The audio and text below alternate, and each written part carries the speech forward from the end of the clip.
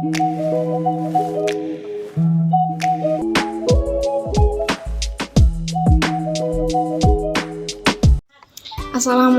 warahmatullahi wabarakatuh. Perkenalkan, nama saya Fitriza Rahma Purnama, NIM 12140304042, jurusan Manajemen Dakwah kelas 5A.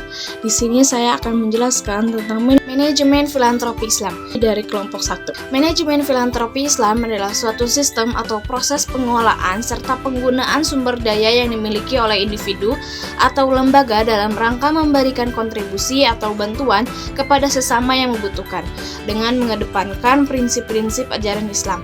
Tujuannya yaitu untuk mencapai kemaslahatan sosial dan keadilan dalam masyarakat, serta mendapatkan pahala atau keberkahan di sisi Allah.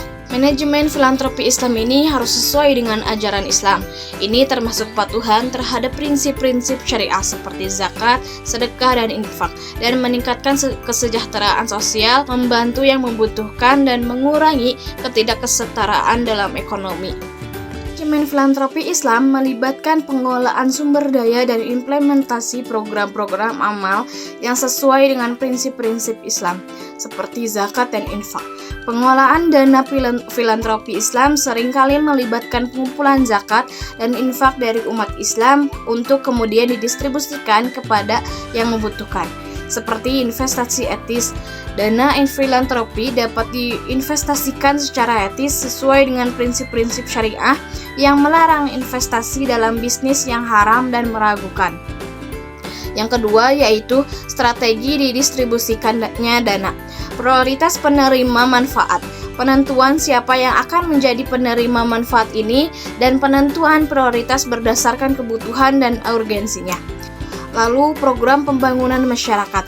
Implementasi program-program yang mendukung pembangunan masyarakat seperti pendidikan, kesehatan, dan pengembangan ekonomi.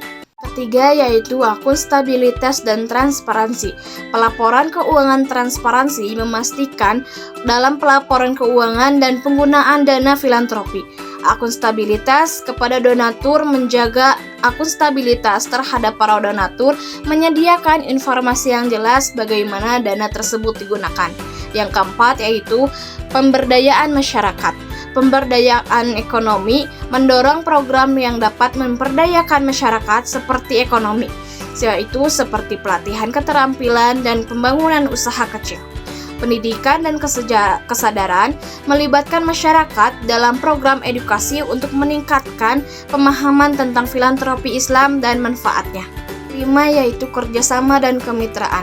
Kerjasama lintas sektor, berkolaborasi dengan pemerintah, lembaga, non-profit, dan sektor swasta untuk meningkatkan efektivitas dan dampak program filantropi.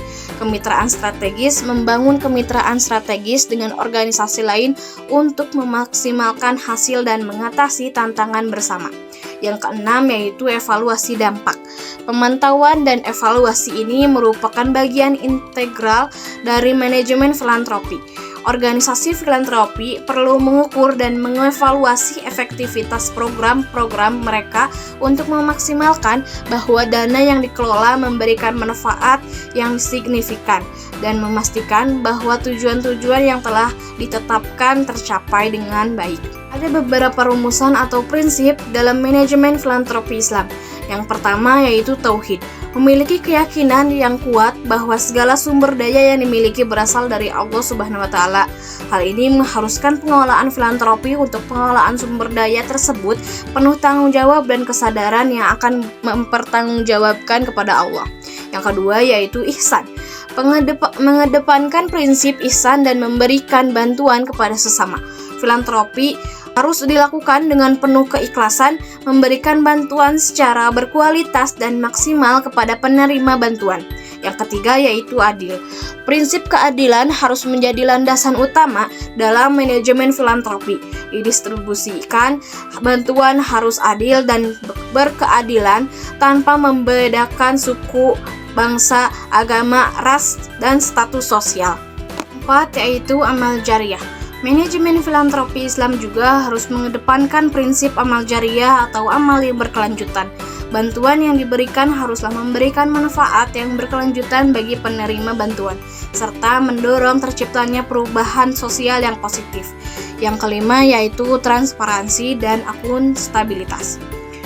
Pengelolaan filantropi harus memiliki tanggung jawab untuk melaporkan penggunaan dana filantropi secara transparansi kepada donasi dan masyarakat secara umum.